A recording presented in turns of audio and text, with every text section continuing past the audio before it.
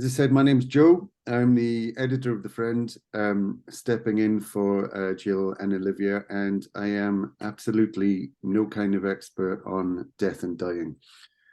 In my 20s, I did work as a care assistant in a nursing home when I was a student, which brought me into contact with palliative care.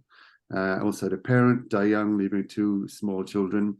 But I think what this tells me is not that I have a particular experience of death, but that we all do, that we all have seen people close to us die or are aware of it in various ways. Somebody who does have a lot more experience of palliative care, particularly in death and dying, is our guest tonight, Rosemary Daly. And I'm going to let Rosemary just introduce herself, I think, because she's going to be better at that than I am.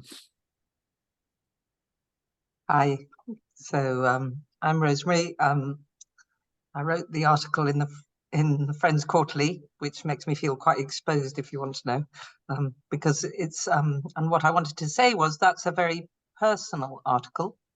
I don't think I'm an expert on death and dying. If you've read the article, you'll know I've seen quite a lot of it, and that I've had a cancer that might have killed me but didn't, which kind of qualifies me to say some things about what I was like then and how I reacted when, which is probably completely different from how I would react now, so it doesn't count really.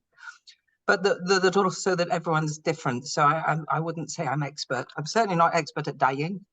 I wouldn't be here because I'd be dead. And that it's also individual. What it is true is that I'm a little bit of an outlier in terms of experience, just because of working for 30 years with people who were approaching death, probably. So that means an awful lot of people. Even if you're just a junior doctor in medicine, you see 2 or 3 people die a week. And I suppose I was always looking after a group, I don't know, about 1,000 new people a year, who I knew to a greater or lesser extent. Obviously, I didn't know them all brilliantly, but some of them I would have known intimately. So I've traveled with quite a lot of people alongside them on a journey towards dying, which gives me, I call it peculiar, but Joe was saying perhaps we should say unusual viewpoint, in the sense that most of us are not very familiar with dying now, because a lot of us live till old age. So for some people, it's not till their parents die that they really see someone die. But so I have an unusual familiarity, which sometimes means I surprise people by being a bit clear-sighted, perhaps, or appearing more clear-sighted than is usually considered socially comfortable. That would be a word. So that's quite a way of saying I hope I don't upset you with any of that in the end. If I do, please say so. Yeah, because I do know that my experience is unusual. I think that's all I was going to say by way of introduction. I'm from Hebden Bridge meeting. I've been retired 10 years from being a consultant in palliative medicine, and I haven't actually done anything with death and dying since, apart from a bit of Quaker stuff, where I'm wheeled out to help with people who are not comfortable with planning. So we usually go through the technicalities of planning and then try and work out why we're all procrastinating and not doing it, which is the more interesting side. Okay, Joe, that's it. We should probably start really. I know Jill approached you to write for the Friends Quarterly, where she was planning an issue around death and dying, and you came to mind because of your palliative care experience. But it's one thing to be asked; it's quite another thing to say yes. So, maybe we could start by why you agreed to write what you thought you might have to say. Yeah, well, I was beginning to wonder that tonight, really, as I had supper. One, I quite like writing, and I did have a voluntary job where I did a lot of writing, and I've just stopped, so I felt free to write again. I like putting things in the shape of an article and clarifying my views, so that was fun. Secondly, I've been retired for 10 years and not done very much in it.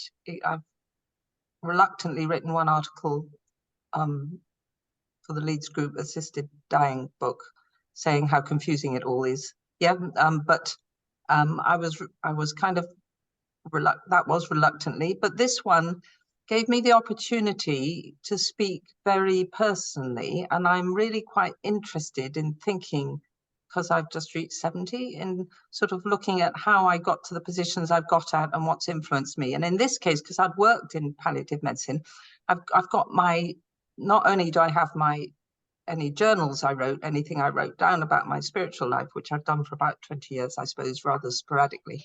But I also had all the teaching materials I'd gained and kind of piles of interesting articles and books with markers in, and shelves of books called Death and Dying and Grief and things like that. And so I had so it was very interesting to look. And in the article, there were some things I picked up again, like the phrase consciously lived fragility, which had meant an awful lot to me at one point, and I had forgotten. And I always think your spiritual life goes in spirals, and you forget things, and then you have to remember them again, and they're even better the second time. So I suppose it was for interest. And if it hadn't worked, I was going to say, sorry, it didn't work. But Jill said it was all right, so Yeah, I think we were very happy with it. You talked about this the library that you've accumulated around the subject, and then you dipped into that for a series of quotes and reflections. But I think unusually, really, for Friends Quarterly, you also got a rare picture into Friends Quarterly, and you're obviously a very visual person and think things through visually. Would that be right? Yes, I was surprised at how important the visual side was. Well, I didn't know if I could do pictures, and I rang Jill up and she said, oh yeah, we've just started doing them. So I said, right, I'll put this one in. And because it felt very important, really. So yes, that picture and the picture of the Delta, and also then the word pictures of being nibbled and frayed. Yeah, it was this one, Joe's showing it, the ones from the Ars Moriendi in the sort of 14th, 15th, 16th century. And they interested me because they weren't skeletons initially. They were sort of decomposing rather than just being skeletal, which later pictures become. But they were sort of human still. And they were also playing music, and they were sort of walking alongside in a non-threatening sort of way, just being there, alongside you. So I was very interested in this when I first got there. I like history as well, and I do like images, I think. And one of the things we may discuss is how much images are useful for other people, because I have no idea. I put in the ones I like for you, and they put a nice watery stream by my picture in the adverts to show my last metaphor. But I think they are important. I think and a couple of people have said, I really love that dance one, the music one. And I think it'll be really interesting to think, why might you like them? I think Jill liked that a lot, but I haven't asked her because she's been going through other things, so it didn't seem right. Yeah. Yeah, we can come to people's reflections on it. You also mentioned a thing when we started talking about images. The first thing I thought about images around death was the memento mori, which we know perhaps from the Victorian era, but generations before, where it seemed important to people that they have something that reminded them of death and to think about death and to do that visually, which is not something you see very much of anymore. And I know that that's one of the things you write about, is that we are not as ready to confront death or to think about death or to dwell on death as humans have been in the past. I think we just don't hear and see about it as much. There's a sort of a feeling that you should normally live in this country to 70 or 80, although COVID has changed that to some extent. We've had a bit of a sudden education in feeling vulnerable. But in general, we think it's our right to live till then, and we live as if there wasn't a big risk of dying, generally, I think. I think my experience was a bit different, and I've talked to other palliative people and wonder if we're a self-selected group of different experiences, that we went into it because we weren't so bothered about it. I said at the beginning that a friend of mine had said at university, I couldn't wake up in the morning if I knew I was going to die. And I said, but you do. And then we had an argument about whether he did or didn't really. But to me, it was obvious that you woke up in the morning. I had GP parents, and they used to discuss what had happened. And they'd come in and say, "Oh, Mrs. So-and-so died." And they'd say, "Oh, was it all right?" And, but it was casually. And also my father's generation in his family all had heart disease early. So they tended to have heart attacks in their 50s and 60s. So you watch them sort of going down like dominoes, really, with heart attacks. So it was sort of part of life for me. And I know that when I was a sort of traditional Christian in my teens, that I was totally not interested in the afterlife. I sort of took it as a matter of course about dying, but I wasn't very interested in an afterlife. It was sort of the here and now that interested me.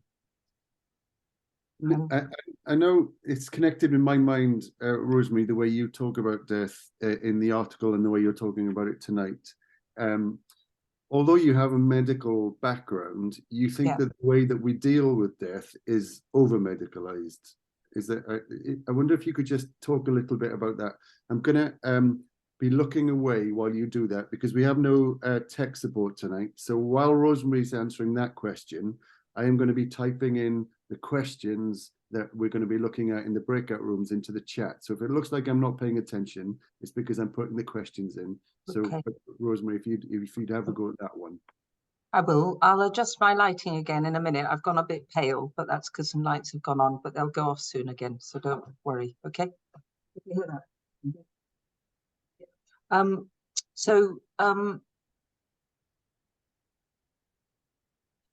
Right.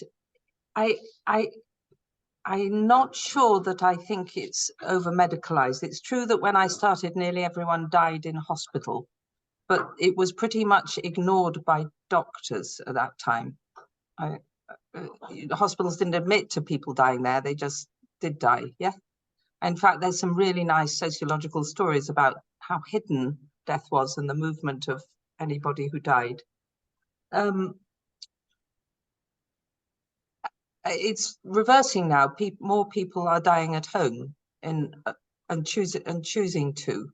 So I don't think it was medicalized. What happened? What I think is a problem is not admitting it's happening and trying to stop it if it's actually inevitable. I think there comes a point we've got so good at keeping people going that we have to learn to say this is it actually and stop trying to hold the tide back sometimes.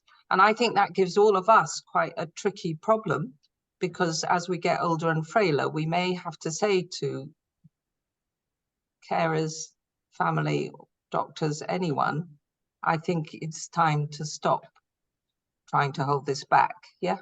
If we die slowly, I mean, if you just drop dead out shopping, it's not so bad, happens. You probably get spirited attempts to be resuscitated, but so it may be that we have to pick that up ourselves if we want to get the sort of old age and death we want, yeah, and make requests in advance.